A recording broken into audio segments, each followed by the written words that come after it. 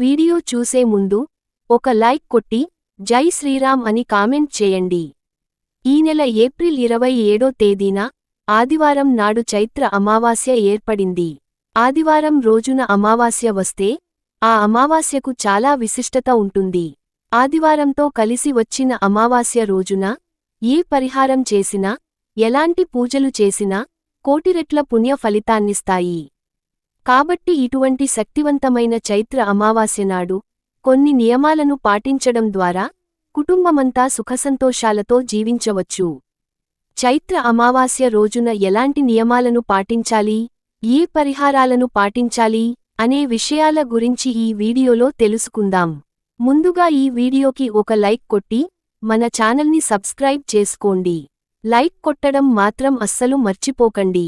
ఈ అమావాస్య రోజున ఉదయం స్నానం చేసేటప్పుడు నీటిలో కొంచెం పసుపు వేసుకొని స్నానం చేయండి. పుణ్యనదుల్లో గంగా స్నానం చేసినంత ఫలితం దక్కుతుంది. అమావాస్య అంటే లక్ష్మీదేవికి చాలా ఇష్టం. కాబట్టి లక్ష్మీ కటాక్షాన్ని సంపూర్ణంగా పొందాలనుకునేవారు, రాత్రికి రాత్రే ఐశ్వర్యాన్ని పొందాలనుకునేవారు మీ పూజ గదిలో ఉన్న లక్ష్మీదేవి పటం ముందు ఆవు నెయ్యితో దీపాన్ని వెలిగించండి. ఒక్కసారిగా లక్ష్మీ కటాక్షం కలుగుతుంది. తిరుగులేని ఐశ్వర్యాన్ని పొందుతారు. అమావాస్య రోజున ఎవరైతే ఇంట్లో పూజ చేస్తారో అలాంటి ఇళ్లలోకి పుష్కలంగా డబ్బు చేరుతుంది.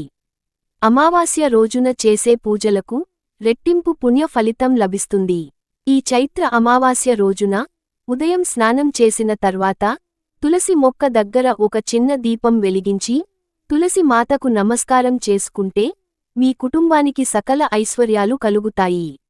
మీ ఇంటికున్న కటిక పేదరికం తొలగిపోయి విశేషమైన ధన లాభం సిద్ధిస్తుంది.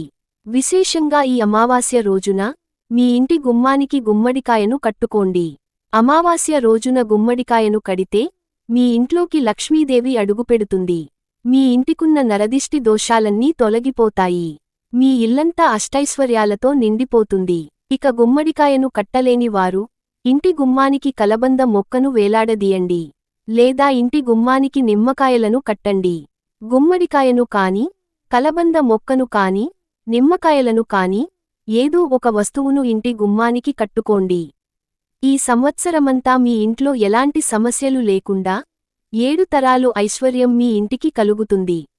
ఈ అమావాస్య రోజున ఏది చేసినా చేయకపోయినా ప్రతి ఒక్కరూ రాళ్ల ఉప్పుతో దిష్టి తీసుకోండి. అమావాస్య రోజున ఉప్పుతో దిష్టి తీసుకుంటే నరదిష్టి సమస్యలన్నీ తొలగిపోయి మీ జాతకంలో విపరీతమైన అదృష్టం కలిసొస్తుంది. అలాగే అమావాస్య రోజున ప్రతి ఒక్కరూ ఎడమ కాలికి నల్ల దారాన్ని కట్టుకోండి. అమావాస్య నాడు నల్ల దారం కట్టుకుంటే కుబేర ధనయోగం కలుగుతుంది. మీరు చేసే పనుల్లో ఎలాంటి ఆటంకాలు ఏర్పడకుండా ప్రతి పనిలో విజయాలు సాధిస్తారు. అమావాస్య రోజున తప్పనిసరిగా తలస్నానం చేయాలి. ఈ రోజున తలస్నానం చేయకపోతే మిమ్మల్ని దురదృష్టం వెంటాడుతుంది. అయితే ఈ అమావాస్య రోజున పొరపాటున కూడా తలకు నూనె రాయకూడదు. అలా చేస్తే మీ ఆయుష్షు తగ్గిపోతుంది. ఎవరైతే కటిక పేదరికంతో ఇబ్బంది పడుతున్నారో, అప్పుల సమస్యలతో బాధపడుతున్నారో అలాంటివారు ఈ అమావాస్య రోజున ఉదయం స్నానం చేసి మీ పూజగది ముందు కూర్చుని ఓం లక్ష్మీదేవియే నమః అనే మంత్రాన్ని 108 సార్లు జపించండి. లక్ష్మీదేవి ఆశీర్వాదంతో మీకున్న డబ్బు సమస్యలన్నీ క్షణాల్లో తీరిపోతాయి. అన్నిటికన్నా ముఖ్యంగా ఈ అమావాస్య రోజున రావి చెట్టుకు నీళ్లు పోసి రావి చెట్టు కింద దీపం వెలిగిస్తే ఈ సంవత్సరం మొత్తం విష్ణుమూర్తి అనుగ్రహంతో, లక్ష్మీదేవి ఆశీర్వాదంతో విశేషమైన ధనలాభం కలుగుతుంది. ఈ శక్తివంతమైన పరిహారాన్ని పాటిస్తే వచ్చే సంవత్సరం చైత్ర అమావాస్య వరకు మీ ఇంట్లో డబ్బు సమస్యలు ఏర్పడకుండా ఉంటాయి. లక్ష్మీదేవికి ఎరుపు రంగు వస్త్రం అంటే చాలా ఇష్టం. కాబట్టి ఈ అమావాస్య రోజున మీ బీరువాలో ఒక ఎరుపు రంగు వస్త్రాన్ని పెట్టుకోండి. మీ ఇంటి ఆదాయం రెట్టింపు అవుతుంది. మీ ఇంట్లో విష్ణుమూర్తి విగ్రహం ఉన్నా, లేదా లక్ష్మీదేవి విగ్రహం ఉన్నా, లేదా శ్రీకృష్ణుని విగ్రహం ఉన్నా సరే, ఈ చైత్ర అమావాస్య రోజున ఈ దేవుని విగ్రహాలకు నీటితో అభిషేకం చేయండి. మీ కుటుంబానికి మొత్తం అఖండ రాజయోగం కలుగుతుంది. ఆదివారం అంటేనే సూర్య భగవానునిడి పూజించాలి. అయితే ఆదివారంతో కలిసొచ్చిన అమావాస్య రోజున సూర్య భగవానుడికి అర్ఘ్యం సమర్పిస్తే మీ జాతకంలో జన్మజన్మ పాపాలన్నీ తొలగిపోయి విపరీతమైన అదృష్టం కలిసొస్తుంది. అమావాస్య రోజున గోవును సేవిస్తే చాలా మంచిది. ముఖ్యంగా గోమాతకు 3 ప్రదక్షిణాలు చేస్తే ముక్కోటి దేవతల ఆశీర్వాదం వెంటనే లభిస్తుంది. అలాగే గోమాతకు ఆహారాన్ని తినిపిస్తే కటిక పేదవాడైనా సరే ధనవంతులు అవ్వక తప్పదు. ఈ అమావాస్య రోజున తప్పనిసరిగా మీ ఇల్లంతా సాంబ్రాణి పొగను వేయండి. మీ ఇంట్లో ఉన్న దుష్టశక్తులన్నీ బయటకు వెళ్ళిపోయి మీ ఇంట్లోకి దైవశక్తులు ప్రవేశిస్తాయి. అమావాస్య రోజున మూగజీవులకు ఆహారాన్ని తినిపిస్తే చాలా మంచిది. ముఖ్యంగా చీమలకు పంచదారను వేస్తే కుటుంబంలో ఉన్న కష్టాలన్నీ తొలగిపోతాయి. అలాగే కాకికి ఆహారాన్ని తినిపిస్తే అప్పుల సమస్యలు తీరిపోతాయి. అలాగే వీధి కుక్కలకు ఆహారాన్ని తినిపిస్తే జాతకంలో ఉన్న గ్రహదోషాలన్నీ తొలగిపోతాయి. అలాగే పావురాలకు బియ్యం గింజలను వేస్తే లక్ష్మీ కటాక్షాన్ని సులభంగా పొందవచ్చు.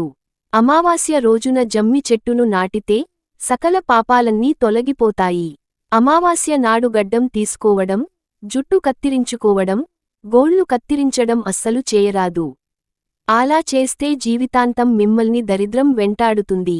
వివాహ సమస్యలతో ఇబ్బంది పడేవారు ఈ అమావాస్య రోజున అరటి చెట్టుకు నీళ్లు పోసి ప్రదక్షిణాలు చేస్తే మంచి వివాహ సంబంధం కుదురుతుంది.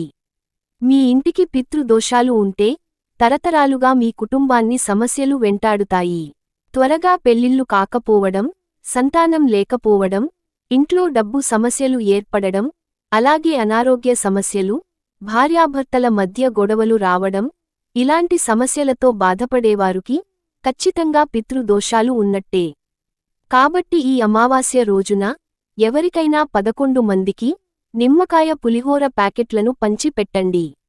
మీ కుటుంబానికున్న పితృ శాపాలు తొలగిపోతాయి. ఈ వీడియో మీకు నచ్చితే లైక్ చేసి సబ్స్క్రైబ్ చేసుకోండి.